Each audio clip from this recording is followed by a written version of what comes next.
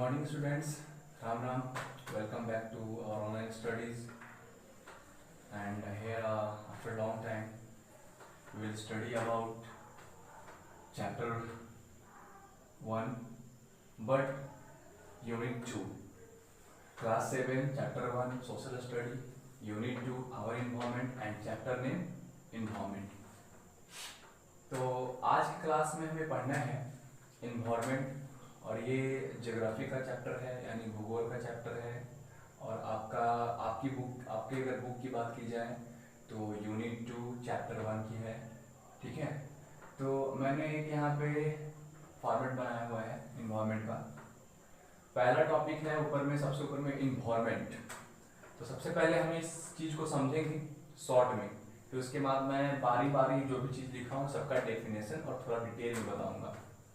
इसके बाद थोड़ा सा पहले इसको थोड़ा सा समझ लेते हैं कि है क्या ये।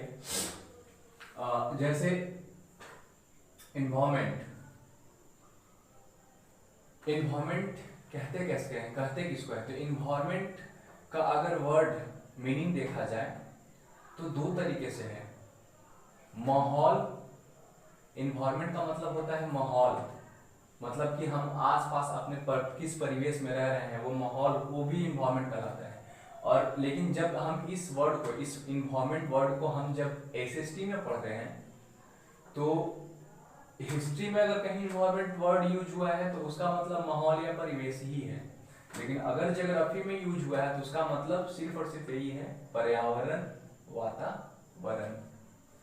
पर्यावरण और माहौल में क्या अंतर है, यानी कि जब हम इन्वायरमेंट वर्ड्स को दो जगह अलग अलग यूज करते हैं तो दोनों का अर्थ अलग अलग कैसे होता है।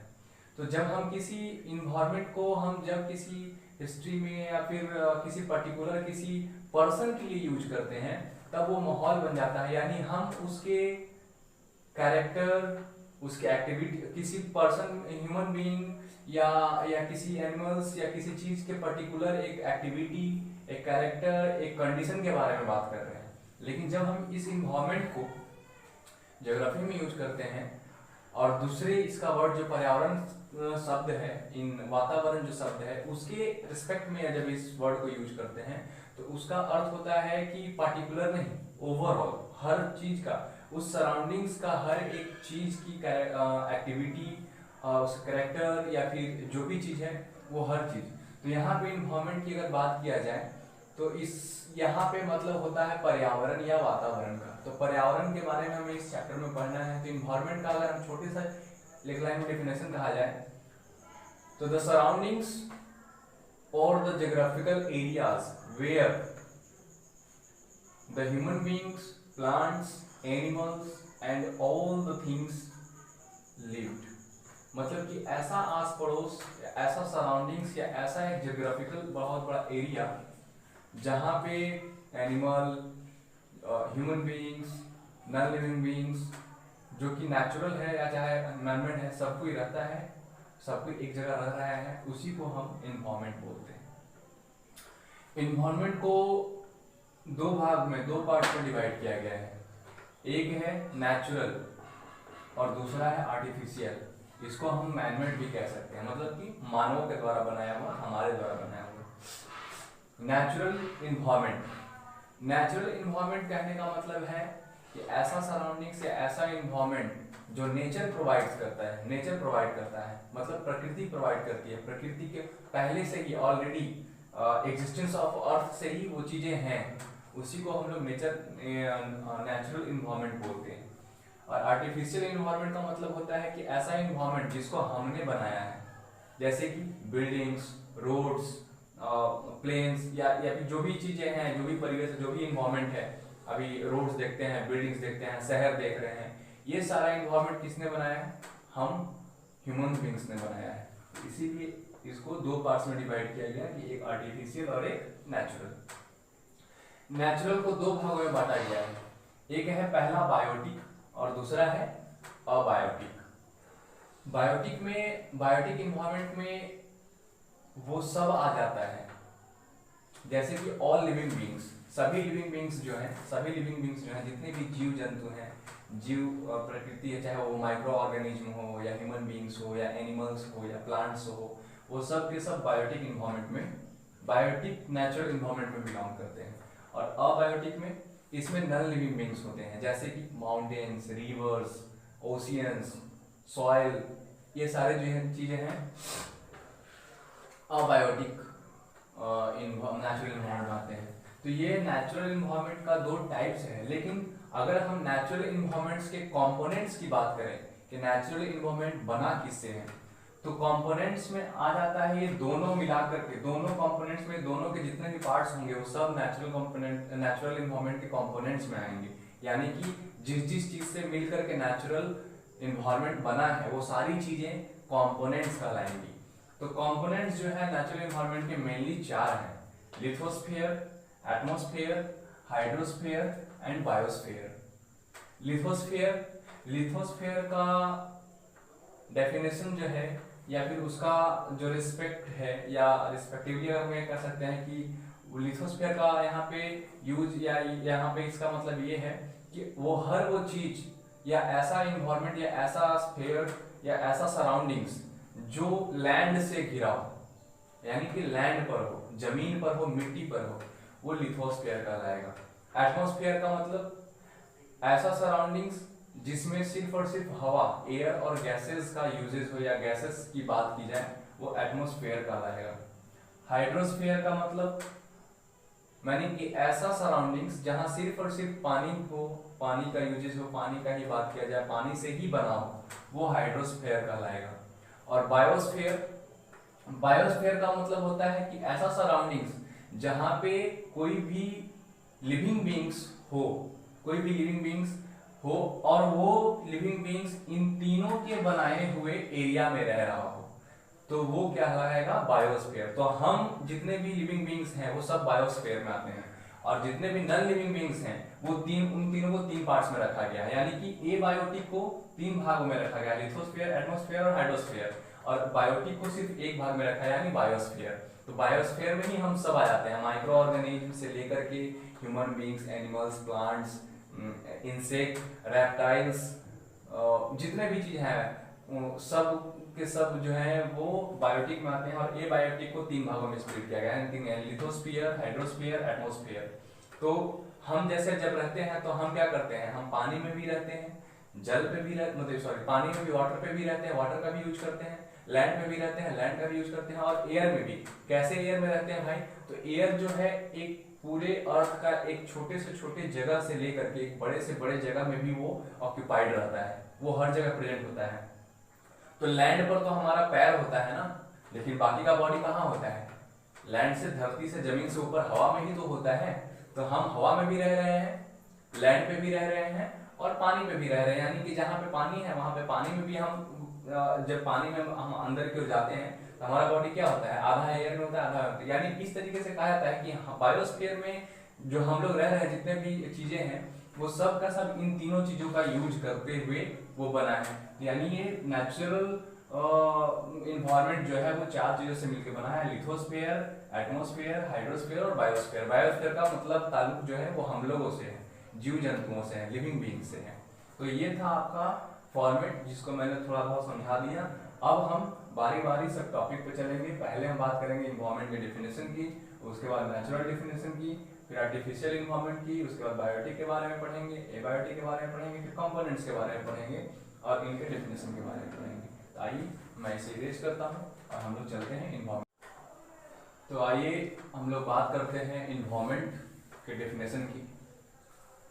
इन्वायरमेंट, तो मैंने यहाँ डेफिनेशन लिखा है, सिंपल सा डेफिनेशन है, द सराउंडिंग्स और कंडीशन और geographical area in which a person, animal or plants lives or operates known as environment। कहता है कि ऐसा सराउंडिंग्स, ऐसा आस पड़ोस या ऐसी स्थिति या ऐसा परिवेश, ऐसा कंडीशन या ऐसा ज्योग्राफिकल एरिया, ऐसा भौगोलिक क्षेत्र, मतलब भौगोलिक कहने का मतलब कि जो भूभाग से बना हुआ हो, जो पृथ्वी पर ही हो, अर्थ पे हो, ऐसा भौगोलिक एरिया जिसमें कोई एक पर्सन, कोई एक एनिमल या फिर क्या लिखा है, प्लांट्स लिव यानी कि रहते हैं। एक ऐसा आस पड़ोस, एक ऐसा एरिया, एक ऐसा कंडीशन, एक ऐसा पर्टिकुलर ज्योग्राफिकल एरिया जहां पे लोग एनिमल्स प्लांट्स ये रहते हैं या ऑपरेट्स करते हैं, मतलब कि संचालित अपने आप को करते हैं या वहां पे रहते हैं, जीवन जीते हैं, वो क्या कहलाता है? एनवायरमेंट कहलाता है, पर्यावरण कहलाता है, आसपास कहलाता है। ये हो गया डेफिनेशन आपका। तो उस तरीके के एनवायरमेंट में क्या आ सकता है? हर वो चीज, जैसे कि हम अगर अभी शहर में रह रहे हैं तो हम लोग क्या बोलते हैं? टाउन का एनवायरमेंट है। गांव में रह रहे हैं तो विलेज एनवायरमेंट है। जंगल में रह रहे हैं तो फॉरेस्ट एनवायरमेंट है। किसी नदी के किनारे रह रहे हैं तो रिवर एनवायरमेंट। समुद्र में रह रहे हैं तो ओशियन एनवायरमेंट है। यानी कि पर्यावरण जो है वो कहीं पे भी हो सकता है, और कोई भी एक ऐसा प्लेस, कोई भी एक ऐसा कंडीशन अर्थ पे जहाँ पे हम रह रहे हैं, जिंदा रह रहे हैं, या कोई और भी जीव जंतु रह रहा है, या कोई प्लांट्स जीवित रह रहा है, वो अपना उस परिवेश में अपना हर काम कर रहा है, वैसे परिवेश को, वैसे सराउंडिंग्स को हम एनवायरमेंट कहते हैं, जिसमें हर एक पर्टिकुलर थिंग्स का एक दूसरे के प्रति यूजेज हो, एक दूसरे के प्रति वहाँ पे वो कोऑर्डिनेट कर रहे हो, ऑपरेट कर रहे हो, तो वो सराउंडिंग कहलाएगा। अब मैंने बात की थी पिछले इसके पहले मैंने बात किया था कि टाइप्स ऑफ एनवायरनमेंट, तो मैंने 2 टाइप्स बताया था कि natural environment and artificial environment. तो नेचुरल एनवायरनमेंट का डेफिनेशन क्या है कि an environment encompasses all living and non living things occurring naturally called natural environment. कहता है कि एक ऐसा एनवायरनमेंट, एक ऐसा वातावरण जिसके अंतर्गत सभी लिविंग बीइंग्स और नॉन लिविंग बीइंग्स, मतलब कि सभी सजीव और निर्जीव, जिनमें जान है और जिनमें जान नहीं भी है, वो सभी वस्तुएं ऐसे एनवायरनमेंट के अंतर्गत आती हैं जो कि अकरिंग नेचुरली, यहाँ पे देखिए मैंने लिखा कि अकरिंग नेचुरली, मतलब कि नॉन लिविंग बीइंग्स हो, नॉन लिविंग बीइंग्स में तो कहेंगे आप यहाँ पे क्वेश्चन उठा सकते हैं कि सर ठीक है, डेफिनेशन में आपने बोला कि all living beings and non living beings which occurring, तो फिर नेचुरल और आर्टिफिशियल में तो सेम हो गया। नॉन लिविंग बीइंग्स तो नेचुरल में भी, आर्टिफिशियल में भी आ सकते हैं, नेचुरल में भी आ सकते हैं, तो फिर इसको नेचुरल एनवायरनमेंट कैसे कर सकते हैं? क्योंकि नॉन लिविंग बीइंग्स में तो पेंसिल भी हो सकता है, बेड भी हो सकता है, चेयर भी हो सकता है, बोर्ड भी हो सकता है, ये पेन भी हो सकता है, मोबाइल फोन हो सकता है, कुछ भी हो सकता है। तो यस, नॉन लिविंग बीइंग्स में कुछ भी हो सकता है, लेकिन मैंने क्या यहाँ बात किया है अकरिंग नेचुरली, है ना। ऐसे भी नॉन लिविंग बीइंग्स हैं जिसको ह्यूमंस ने नहीं बनाया है, वो अकर होता है नेचुरल। नेचुरल अकरिंग करने का मतलब कि प्रकृति में पहले से ही पाया है, जब से अर्थ एग्जिस्टेंस में है वो तब से है। तो उसी तरीके से कि an environment encompasses all living beings and non living things occurring naturally called natural environment, मतलब कि एक ऐसा एनवायरनमेंट जिसके अंतर्गत सभी सजीव और सभी निर्जीव उसके उस एनवायरनमेंट के अंदर आते हैं, उसके अंदर में आते हैं, लेकिन वो नेचुरल अकर हो रहे हैं, यानी कि प्रकृति में ही है, वो ऑलरेडी है, उसको किसी मतलब ह्यूमन बीइंग्स ने नहीं बनाया, मैन मेड नहीं बना हुआ है। ऐसे एनवायरनमेंट को क्या कहेंगे हम? नेचुरल एनवायरनमेंट कहेंगे। तो ये था आपका नेचुरल एनवायरनमेंट का डेफिनेशन। नेक्स्ट है आर्टिफिशियल एनवायरनमेंट। तो लिखा हुआ है कि an environment encompasses all man made things not occurring naturally called artificial environment. Artificial environment का मतलब कि कृत्रिम, इसको हिंदी में अगर ठीक हिंदी में कहा जाए तो कृत्रिम पर्यावरण। और कृत्रिम का मतलब क्या होता है, या आर्टिफिशियल का मतलब क्या होता है? Man made. मैन मेड का मतलब ह्यूमन बीइंग्स, जिसको हमने क्रिएट किया है, वो पहले से नहीं था, पहले से था तो जिस फॉर्म में हम उसे यूज कर रहे हैं या जिस फॉर्म में हम देख रहे हैं वो उस फॉर्म में नहीं था, उस फॉर्म में हमने क्रिएट किया। जैसे अगर बात की जाए कि ये जो बोर्ड बना हुआ है, ये जो बोर्ड बना हुआ है एक्चुअली ये है वुड का ही, लकड़ी का ही। तो लकड़ी क्या था? ये लकड़ी जो है एनवायरनमेंट नेचर ने दिया है, मतलब कि अर्थ पे ऑलरेडी था। लेकिन ये बोर्ड जो दिख रहा है आपको स्क्वायर में, ये नेचर ने नहीं दिया है, ये हमने दिया है। क्यों? क्योंकि ये इस फॉर्म में, ये जो बोर्ड हम देख रहे हैं इस फॉर्म में पहले से था ही नहीं, ये किसी और फॉर्म में था। किस फॉर्म में था? तो ट्री के फॉर्म में था, प्लांट्स के फॉर्म में था, और हमने इसे ये पेंट करके, इसे स्क्रैच करके हमने इसको इस ऐसा फॉर्म दिया, ऐसा रूप दिया, तो ये बोर्ड क्या है लकड़ी का ही, लेकिन ये कहलाएगा मैनमेड। क्यों? क्योंकि इसको इस फॉर्म में हमने लेके आए हैं। लेकिन इसका ओरिजिनल अगर फॉर्म देखा जाए तो वो ट्री का है, तो वो क्या कहलाएगा? नेचुरल कहलाएगा, क्योंकि वो उस ट्री को नेचर ने बनाया है, हमने नहीं बनाया है। तो वही कह रहा है कि an environment encompasses all manmade things not occurring naturally. ऐसा इन्वायरमेंट जिसके अंतर्गत वो सभी मैनमेड थिंग्स, वो सभी मनुष्यों के द्वारा बनाया हुआ वो हर वो चीज, हर वो वस्तु जो नेचुरल अकर नहीं होता है, मतलब कि प्रकृति में नहीं अकर होता है, ठीक है। जैसे कि सिलेंडर, गैस सिलेंडर, चेयर, कुर्सी जो है प्लास्टिक का कुर्सी या फिर टेबल लकड़ी का ही कुर्सी, कभी नेचर में उगते देखे हैं क्या? नेचुरली उगते देखे हैं क्या? कभी ऐसा देखा है कि जहाँ पे ट्री उग रहा है पहाड़ पे जंगल में, वहाँ कुर्सी निकल रहा है, टेबल निकल रहा है, पंखा निकल रहा है, फैन निकल रहा है, बेड निकल रहा है, क्लोथ्स जो हम कपड़े पहनते हैं वो डायरेक्टली एकदम पेड़ से ही बन के शर्ट बन के निकल रहा है, ऐसा होता है? नहीं होता है। इसीलिए कह रहा है कि ऐसे मैनमेड थिंग्स जो नेचुरली अकर्ड नहीं होते हैं। और मैनमेड का मतलब ही हो गया कि वो जब अगर मैनमेड आगे देखिए नॉट अकरिंग नेचुरली, इसलिए मैंने लिखा है कि आप थोड़ा इसको ज्यादा अच्छे से समझें, वरना जहां पे मैनमेड आ गया तो उसका मतलब ही ये होता है कि वो मानव के द्वारा बनाया हुआ, वो कभी भी नेचर में, मतलब नेचर उसको पैदा कर ही नहीं सकता है, ठीक है। मतलब कि जैसे कि यहाँ पे बोलने का अर्थ है कि नेचर उसको पैदा कर ही नहीं सकता है, तो यहाँ पे एक और क्वेश्चन आ सकता है कि जब नेचर उसको पैदा नहीं कर सकता है तो लकड़ी तो नेचर ही पैदा करता है। तो हाँ, लेकिन सही बात है, लेकिन प्लास्टिक भी नेचर में ही हमें मिला था, लेकिन उस फॉर्म में नहीं मिला था। लेकिन प्लास्टिक से हमने क्या बनाया? कुर्सी बना दिया। तो प्लास्टिक और कुर्सी कहीं नेचर में देखे हैं क्या उगती हुई? नहीं। उसी तरीके से है कि an environment encompasses all manmade things not occurring naturally called artificial environment. मतलब कि ऐसा एक इन्वायरमेंट जिसके अंतर्गत वो सभी मैनमेड, वो मानव के द्वारा बनाई हुई हर वो चीज आती है, लेकिन वो नेचर में नहीं होता है, वो फैक्ट्री में, किसी न किसी फैक्ट्री में बनाया जाता है। तो ऐसे इन्वायरमेंट को हम क्या बोलेंगे? आर्टिफिशियल इन्वायरमेंट बोलेंगे, कृत्रिम पर्यावरण बोलेंगे, कृत्रिम वातावरण बोलेंगे। अब इसके बाद है नेचुरल इन्वायरमेंट्स का टाइप्स। तो नेचुरल इन्वायरमेंट के दो टाइप्स हैं, बायोटिक और अबायोटिक। तो उसके बारे में हम बात करते हैं, आइए।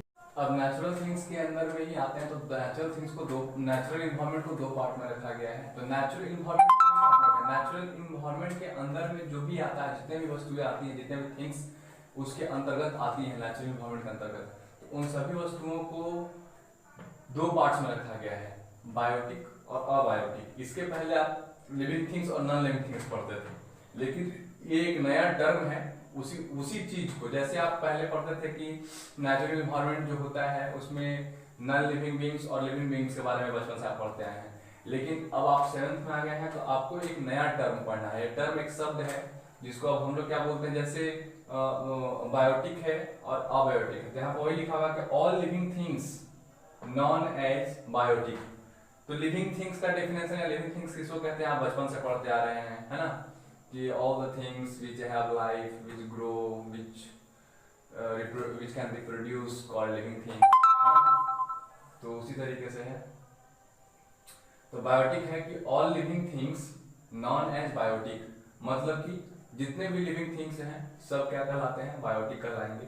जैसे कि एग्जांपल में plants, animals, humans, micro organism etc। अब है दूसरा है अबायोटिक। अबायोटिक में है कि जितने भी नॉन लिविंग थिंग्स हैं, और जितने भी नॉन लिविंग थिंग्स हैं यहाँ पे ना, तो ऐसा नहीं कि नॉन लिविंग थिंग्स में वो सब जो मैनमेड है, नहीं, यहाँ सिर्फ नेचुरल की बात हो रहा है, इसीलिए बायोटिक और अबायोटिक बोला जा रहा है। नॉन लिविंग थिंग्स में क्या हो जाएगा कि all non living things known as abiotic, लेकिन विच अकर नेचुरली, है ना। यहाँ पे हम ब्रैकेट में डाल दे रहा हूं मैं कि विच अकर्ड ओनली नेचुरली। मतलब कि ऑल नॉन लिविंग थिंग्स, जो कि वो सभी नॉन लिविंग थिंग्स क्या किस नाम से जाने जाते हैं? अबायोटिक के नाम से जाने जाते हैं। विच अकर्ड ओनली नेचुरली, लेकिन जो वो नॉन लिविंग थिंग्स जो सिर्फ और सिर्फ नेचुरली होते हैं, जैसे कि mountains, reverse, water, land, atmosphere etc.. तो यह है नेचुरल इन्वायरमेंट के अंतर्गत आने वाले जितने भी थिंग्स हैं उनको दो पार्ट्स में रखा गया था, बायोटिक और अबायोटिक। उसका डेफिनेशन छोटा सा है, एक लाइन का है, समझने के लिए है बस। अब इसके बाद मेन है टॉपिक है कंपोनेंट्स ऑफ नेचुरल एनवायरनमेंट। तो कंपोनेंट्स ऑफ नेचुरल एनवायरनमेंट हम अगले टॉपिक में पढ़ेंगे। आज इस वीडियो में सिर्फ इतना ही। Thank you.